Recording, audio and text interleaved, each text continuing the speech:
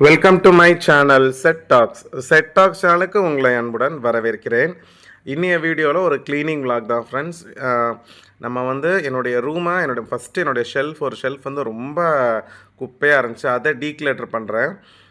அந்த vlog தான் நான் உங்களுக்கு இந்த வீடியோவில் கவர் பண்ணியிருக்கேன். ஸோ இந்த vlog-ஐ நீங்கள் பார்த்துக்கிட்டே இருக்கும் பொழுது வருமானத்தை பெருக்கிறதுக்கு நான் போட்டிருக்கக்கூடிய சில பிளான்ஸ், அதாவது என்னுடைய வருமானத்துக்கு ரொம்ப கம்மியாக இருக்கிறதுனால நான் அதை பெருக்கிறதுக்கு சில பிளான்ஸ் வச்சுருக்கேன். ஸோ அதை வந்து நான் உங்களோட டிஸ்கஸ் பண்ண போகிறேன்.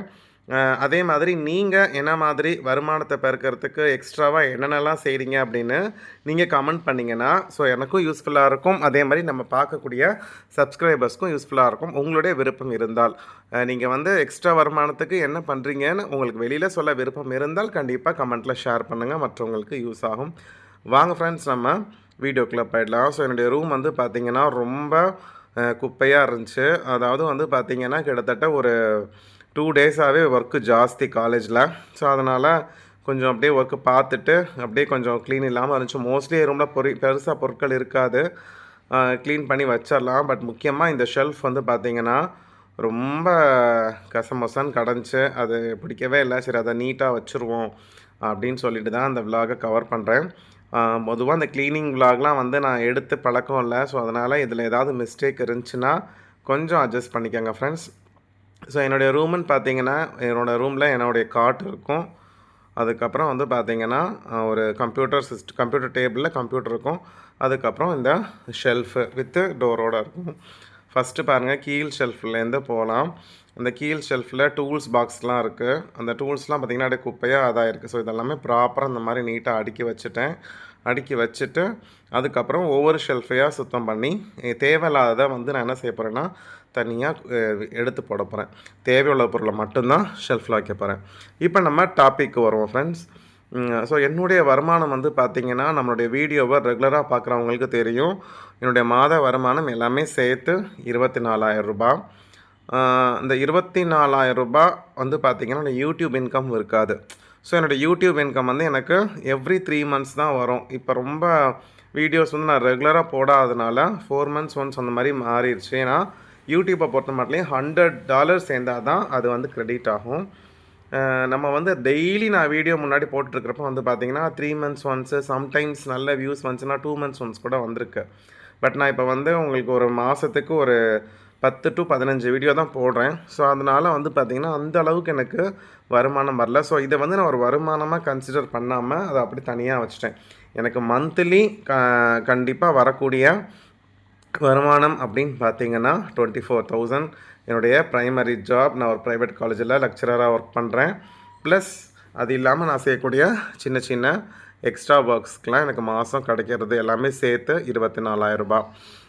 இந்த 24,000 வந்து பார்த்திங்கன்னா இப்போ நான் உங்களுடைய பட்ஜெட் வீடியோவில் பார்ப்பீங்க. நீங்கள் எல்லாருமே ஒரு பட்ஜெட் போடுறேன், சேவிங்ஸ் எடுத்து வைக்கிறேன், போயிட்டுருக்கு. பட் ஆனால் வந்து ஒரு லாஸ்ட் 2 to 3 மந்த்ஸ் வந்து பார்த்திங்கன்னா அந்த பட்ஜெட்டை ஃபாலோ பண்ணுறது எனக்கு ரொம்ப கஷ்டமாக இருக்குது. அதனால் வந்து பார்த்திங்கன்னா சரி, நம்ம அடுத்து ஏதாவது எக்ஸ்ட்ரா இன்கம்க்கு செய்யணும், இது பத்தாது. இப்போ நான் பார்ட் டைமாக பார்த்து தான் வந்து பார்த்திங்கன்னா 24 வாங்குகிறேன். பட் இது வந்து கண்டிப்பாக பத்த மாட்டேங்குது. கண்டிப்பாக நம்மளோட இன்கம்மை இன்க்ரீஸ் பண்ணணும் அப்படின்னு சொல்லிட்டு சில பிளான்ஸ் வந்து நாங்கள் போட்டிருக்கோம். ஸோ என்னென்ன மாதிரி எக்ஸ்ட்ரா இன்கம் பண்ணலாம் அப்படின்ட்டு எனக்கு வந்த ஆப்பர்ச்சுனிட்டியை நான் யோசித்துட்ருக்கேன். ஸோ அதெல்லாமே வந்து உங்களோட டிஸ்கஸ் பண்ண போகிறேன். ஃபஸ்ட்டு வந்து பார்த்திங்கன்னா ஸோ நான் வந்து பேசிக்கலி வந்து வயலின் கற்றுருக்கேன். முறைப்படி வந்து பார்த்திங்கன்னா நான் வந்து ப்ராப்பராக கிளாஸ் போய் வயலின் கிளாஸ் முடித்து சர்டிஃபிகேட் வாங்கியிருக்கேன். பட் கிட்டத்தட்ட ஒரு 7 வருஷம் சர்ச்லலாம் வாசித்திருக்கேன். பட் இப்போ எனக்கு கொஞ்சம் ஹேண்டில் இன்ஜுரி ஆனதுனால இடையில வாசிக்கல. பட் எகெயின் அடுத்து நம்ம வயலின் பொறுத்த மட்டும் டச் பண்ணிக்கிட்டே இருக்கணும், ப்ராக்டிஸ் பண்ணிகிட்டே இருக்கணும். ஸோ ப்ராக்டிஸ் பண்ணிகிட்ருக்கேன். இப்போ வந்து எனக்கு ஒரு ஆப்பர்ச்சுனிட்டி வந்திருக்கு, மியூசிக் கிளாஸ் எடுக்க சொல்லி ஒரு அகாடமியிலேருந்து கூப்பிட்ருக்காங்க. வீக்லி ஒன்ஸ் இல்லைனா 2 தடவை கூட நீங்கள் வந்து சொல்லிக் கொடுங்க, நாங்கள் வந்து 10 பேர்னாலும் 10 பேருக்குரிய ஃபீஸ் நான் உங்களுக்கு வாங்கி கொடுத்துட்றேன் அப்படின்னு சொல்லியிருக்கிறாங்க. பட் இதை நான் கன்சிடர் பண்ணிகிட்ருக்கேன். ஏன்னா ஒன்ஸ் நம்ம கமிட் பண்ணிட்டோன்னா அதை ப்ராப்பராக செய்யணும். ஸோ அதனால் அதுக்கான பேச்சுவார்த்தை போயிட்டுருக்கு. எப்படியும் வந்து பார்த்திங்கன்னா ஒரு 1,500 பெர் ஹெட் வாங்குவாங்க. நமக்கு கொடுக்குறது வந்து பார்த்திங்கன்னா ஒரு 1,000 கொடுப்பாங்க. 10 பேர் வராங்கன்னா நமக்கு ஒரு 10,000 ரூபாய் கிடைக்கும். 10,000 அப்படிங்கிறது வந்து பார்த்திங்கன்னா எனக்கு ஒரு எக்ஸ்ட்ரா அமௌண்ட் பல்காக இருக்குது. பட் என்னுடைய டைமிங்லாம் ஒத்து வருதா? ஏன்னா மற்ற காரியங்களை அந்த இடத்துல வச்சுக்கக்கூடாது. ஸோ அதனால் அது கொஞ்சம் திங்க் பண்ணிகிட்ருக்கேன். ஸோ இந்த மாதிரி மியூசிக் கிளாஸ் எடுக்கலாமா அப்படின்னு சொல்லி ஒரு பிளான் போயிட்டுருக்கு. நெக்ஸ்ட்டு வந்து பார்த்திங்கன்னா டியூஷன் வந்து ரெகுலராக வந்து பார்த்திங்கன்னா நிறைய பேர் கேட்குறாங்க. இப்போ வந்து நான் ஒரு 2 பேருக்கு எடுத்துகிட்ருக்கேன். பட் என்ன அப்படின்னா ரொம்ப கம்மியான ஃபீஸ் தான் தர்றேன்னு சொல்கிறாங்க. இப்போ நான் திருச்சியிலையோ சென்னையிலையோ வந்து பார்த்திங்கன்னா பெர் ஹவருக்கே 1000லாம் வாங்கக்கூடிய கொடுக்க ரெடியாக இருப்பாங்க. பட் அந்த அளவுக்கு நமக்கு ஒரு மாதத்துக்கு 30,000 40,000 வாங்கணுங்கலாம் இல்லை. ஒரு பெர் ஹெட்டுக்கு வந்து ஒரு ₹1000 1500 அப்படின்னாலே யோசிக்கிறாங்க. நம்ம ஒரு நாளைக்கு நம்ம 2 மணி நேரம் ஸ்பெண்ட் பண்ணுறோம். அந்த 2 மணி நேரத்துக்கு ஒரு நாளைக்கு ₹10 வச்சா கூட ₹300 தான் வரும். ஸோ அவ்வளோதான் தராங்க. 300 400 தான் எங்களால் முடியும் அப்படிங்கிறாங்க. பட் எனிவேஸ் அது வேறு வழி இல்லை, கண்டினியூ பண்ணலாமான்னு யோசிச்சுட்ருக்கேன். ஏன்னா எஜுகேஷனில் வந்து நம்ம வந்து பெருசாக வந்து நம்ம இது பண்ணக்கூடாது, பணத்துக்கு வந்து இம்பார்ட்டன்ஸ் கொடுக்கக்கூடாது. ஏன்னா ஒருத்தவங்களுக்கு சொல்லித்தரது அப்படிங்கிறது வந்து பார்த்திங்கன்னா ஒரு நல்ல விஷயம். ஸோ அதனால் நான் ஓகே சொல்லிடுவேன். பட் டியூஷன் வந்து இப்போ நான் எடுத்துகிட்ருக்கேன். அது கொஞ்சம் நம்பர்ஸ் இன்க்ரீஸ் பண்ணால் எனக்கு கொஞ்சம் வருமானம் ஜாஸ்தியாக இருக்கும். ஸோ அதனால் இப்போ டியூஷன் ஒரு ஆப்ஷன் இருக்குது. ஸோ 2 ஆப்ஷன் வந்து இப்போ வச்சுருக்கேன். 3வது ஒரு ஆப்ஷன் வந்து பார்த்திங்கன்னா வீட்டிலையே ஏதாவது ஒரு பிஸ்னஸ் ஆரம்பிக்கணும்னு எனக்கு ஒரு ஆசை. ஃபஸ்ட்டு வந்து ஃபுட்டு ரிலேட்டடாக எதுவும் செய்யலாமான்னு யோசித்தோம். பட் அது ஒத்து வரல. அதுக்கப்புறம் இந்த மாதிரி நைட்டி பிஸ்னஸ் பண்ணலாம் அப்படின்னு சொல்லி நானும் ஒய்ஃபும் டிஸ்கஸ் பண்ணோம். ஸோ வீட்டிலே வாங்கி வச்சுட்டு நம்ம சேல் பண்ணலாம், ஹோல்சேலில் வாங்கி வச்சு சேல் பண்ணலாம் அப்படின்னு ஒரு ஐடியா இருந்துச்சு. ஸோ அதுவுமே யோசிச்சுட்ருக்கோம்.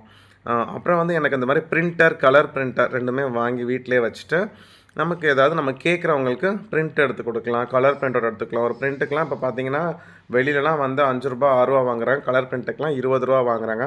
ஸோ நம்ம அதை விட கொஞ்சம் நாமினலாக கம்மி பண்ணி செய்யலாம் அப்படின்னு சொல்லி ஒரு ஐடியா இருக்குது. ஒரு பிரிண்டர் வாங்கி முன்னாடி நான் அதை பண்ணிகிட்ருந்தேன். நம்ம சேனல்லாம் ஆரம்பிக்கிறதுக்கு முன்னாடி வந்து பார்த்திங்கன்னா வீட்டில் நானும் அண்ணனும் பண்ணிகிட்டு இருந்தோம். 2மே இருக்கும். Black and white printer, colour printer இருக்கும். ஸோ நிறைய எங்களுக்கு மாதத்துக்கு எப்படியும் வந்து பார்த்திங்கன்னா ஒரு ₹3000லேருந்து ₹4000 பார்ட் டைமாக சம்பாரிச்சிருவோம். ஸோ அது மாதிரி இப்போ நம்ம கொஞ்சம் நல்லா ஒர்க் பண்ணி ஹார்ட் ஒர்க் பண்ணோம் அப்படின்னா செய்யலாம். அந்த மாதிரி ஒரு ஒர்க் இருக்குது. ஆன்லைன் சர்வீஸ் ஏதாவது ஆதார் கார்டு எடுத்துறது, இபி பில் கட்டுறது, அந்த மாதிரி செய்யலாமா எலாங் வித்து பிரிண்டிங்கோட அப்படின்னு சொல்லி இந்த ஐடியாஸ் இருக்குது. இந்த 4 ஐடியாஸும் இப்போ நாங்கள் டிஸ்கஸ் பண்ணிகிட்ருக்கோம். எது வந்து செட் ஆகும் அப்படிங்கிறது தெரில. பட் எனக்கு வந்து பிரிண்டர் கண்டிப்பாக வாங்கி வைக்கணும் அப்படின்ற ஒரு ஆசை இருக்குது. ஸோ என்னுடைய 4 வருமானத்தை பெருக்கிறதுக்கு 4 ஆப்ஷன்ஸ் வந்து நான் பிளான் போயிட்டுருக்கேன். அதை நான் உங்கள்கிட்ட வெளிப்படையாகவே சொல்லியிருக்கேன்.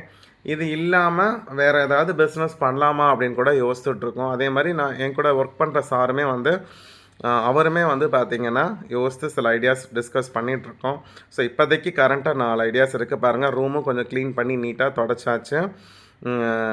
ஸோ இந்த விலாகை நான் இதோட முடிச்சுக்கிறேன். இந்த வீடியோ பற்றின கமெண்ட்டாக மறக்காமல் சொல்லுங்கள்.